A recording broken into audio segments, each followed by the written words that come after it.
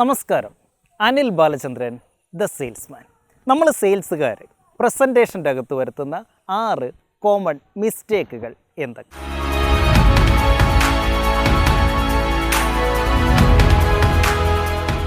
Mistake number 1, thanking.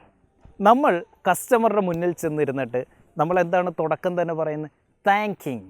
എന്തിനു വേണ്ടിയിട്ട്? സാറിൻ്റെ വിലപ്പെട്ട സമയം ഞങ്ങളുടെ ഈ പ്രസൻറ്റേഷന് വേണ്ടി തന്നതിന് നന്ദി. It's a mistake. നമ്മൾ അവിടെ ചെന്നിരിക്കുന്നത് ഒരു ഔദാര്യത്തിന് വേണ്ടിയിട്ടല്ല. We are there to help them. So don't repeat that mistake. Never thank a customer for their time. കാരണം നമ്മളുടെ സമയത്തിന് അതിനേക്കാട്ടിൽ വാല്യൂ ഉണ്ട് എന്ന് നമ്മൾ മനസ്സിലാക്കുക. Mistake number 2, body language. കൈ കെട്ടിയിരുന്ന് പ്രസൻറ്റേഷൻ കൊടുക്കുക. കൈ പോക്കറ്റിൽ വെച്ചുകൊണ്ട് കൈ എന്തെങ്കിലുമൊക്കെ നമ്മൾ എടുത്ത് നമ്മുടെ പേപ്പർ വെയിറ്റ് ഒക്കെ ഉണ്ടല്ലോ, അല്ലെങ്കിൽ പെന്നൊക്കെ എടുത്തിട്ട് നമ്മൾ എന്തെങ്കിലുമൊക്കെ കൈ എൻഗേജ്ഡ് ആയിട്ട് നിൽക്കുന്നത്, ഇറ്റ്സ് റിയലി അത് നമ്മളുടെ കോൺഫിഡൻസ് ഇല്ലായ്മയാണ് അവിടെ കാണിക്കുന്നത്. So don't play with your hand during presentation. Sales presentation പലപ്പോഴും ഫണ്ണായിരിക്കണം. ഒരു തമാശ കലർന്ന രീതിയിൽ, കസ്റ്റമറെ അല്പം ഒന്ന് ചിരിപ്പിക്കാൻ പറ്റുന്ന രീതിയിൽ ഒരു സ്റ്റോറിയൊക്കെ ചേർത്തിട്ട് വേണം നമ്മളുടെ പ്രസൻറ്റേഷൻ കൊടുക്കാനായിട്ട്. പലപ്പോഴും mistake number 3, we are really serious. നമ്മൾ ആ പ്രസൻറ്റേഷൻ്റെ 10 മിനിറ്റ് 15 മിനിറ്റ് വളരെ പിരിമുറുക്കത്തോടു കൂടി ഇരിക്കുകയും കസ്റ്റമറെയും അതേ പിരിമുറുക്കത്തിലേക്ക് നമ്മൾ നയിക്കുകയും ചെയ്യും. No, we should make some fun. കുറച്ച് ഒന്ന് അയഞ്ഞിരുന്നിട്ട് നമുക്ക് പ്രസൻറ്റേഷൻ കൊടുക്കാം. Mistake number 4, using tough terminologies. നമ്മൾ സെയിൽസുകാർക്ക് പലപ്പോഴും ഈ ടെക്നിക്കൽ ട്രെയിനിങ് ഒക്കെ തരുന്നതുകൊണ്ട് പല ടേംസും നമ്മൾ ഡെയിലി യൂസ് ചെയ്യുന്നതായിരിക്കും. പക്ഷേ കസ്റ്റമർക്ക് അതറിയണമെന്നില്ല. Especially in software selling, IT ഫീൽഡിലൊക്കെ ഉള്ളവർ വെറുതെ കസ്റ്റമറുടെ മുന്നിൽ കുറച്ചൊന്ന് ഷൈൻ ചെയ്യാനും കൂടെ, പിന്നെ ചിലപ്പോൾ നമ്മളിത് നിത്യേന ഉപയോഗിക്കുന്നതായതുകൊണ്ട് ആ ടെർമിനോളജീസ് യൂസ് ചെയ്യും. പലപ്പോഴും കസ്റ്റമർക്ക് അത് എന്തെന്ന് പോലും മനസ്സിലായി കാണില്ല. So mistake number 4, using tough terminologies. Mistake number 5, not identifying customers buying signal. Customer നമ്മളുടെ ഈ പ്രസൻറ്റേഷൻ്റെ ഇടയ്ക്ക് പലപ്പോഴായിട്ട് പല സിഗ്നൽസ് നമ്മളിലേക്ക് പാസ് ചെയ്യുന്നുണ്ട്.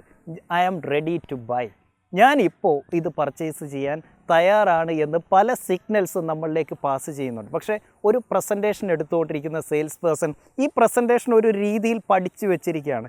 ഇത് മുഴുമിപ്പിക്കാതെ അവർക്ക് സെയിൽസ് ചോദിക്കാൻ അല്ലെങ്കിൽ ഓർഡർ ചോദിക്കാൻ അറിയില്ല, പറ്റില്ല. അങ്ങനെയല്ല. നമുക്കെന്ത് വേണം? കസ്റ്റമർ എപ്പോഴാണോ ആ സിഗ്നൽ തരുന്നത്, catch it there, stop the presentation, ask for the payment. അതാണ് സെയിൽസ്. നമുക്കെന്ത് വേണം? സോ 5ാമത്തെ മിസ്റ്റേക്ക് നമ്മൾ റിപ്പീറ്റ് ചെയ്യാതിരിക്കുക. എന്താണത്? ഒരിക്കലും കസ്റ്റമറുടെ ബൈയിങ് സിഗ്നൽസ് ഐഡൻറ്റിഫൈ ചെയ്യാതെ ഇരിക്കരുത്. Mistake number 6, ending a presentation without asking for the order. എന്തിനാണ് നമ്മൾ വന്നിരിക്കുന്നത്?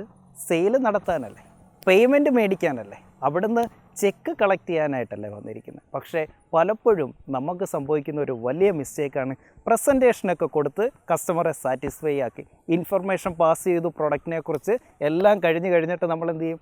Okay sir, thank you, we will never ask for the order. No, we should ask for the order. ഇത് നമ്മളുടെ പ്രസൻറ്റേഷൻ്റെ ഇടയ്ക്ക് common ആയിട്ട് വരുത്തുന്ന വെറും 6 മിസ്റ്റേക്കുകൾ മാത്രമാണ് നമ്മൾ ഡിസ്കസ് ചെയ്ത്. ധാരാളം മിസ്റ്റേക്കുകൾ നമ്മളുടെ പ്രസൻറ്റേഷനിൽ വരുത്തുന്നുണ്ട്. പക്ഷേ നമ്മൾ ഒരു റിജക്ഷൻ വന്നു കഴിയുമ്പോൾ എന്ത് ചെയ്യും? ഒന്നെങ്കിൽ കമ്പനിയെ ബ്ലെയിം ചെയ്യും, കമ്പനിയുടെ പ്രശ്നം, അതല്ലെങ്കിൽ പ്രൈസിനെ ബ്ലെയിം ചെയ്യും, പ്രൈസ് കൂടിയതുകൊണ്ട്, കോമ്പറ്റീഷനെ ബ്ലെയിം ചെയ്യും. ഒരിക്കൽ പോലും നമ്മൾ എന്ത് ചെയ്യില്ല, എൻ്റെ പ്രസൻറ്റേഷൻ്റെ പ്രശ്നമായിരുന്നു എന്നൊരു സെയിൽസുകാരനും പറയില്ല. But there are lot of mistakes we are making during sales presentation. Take care of that. We should never make such kind of mistakes in sales process. Thank you. Take care. Bye.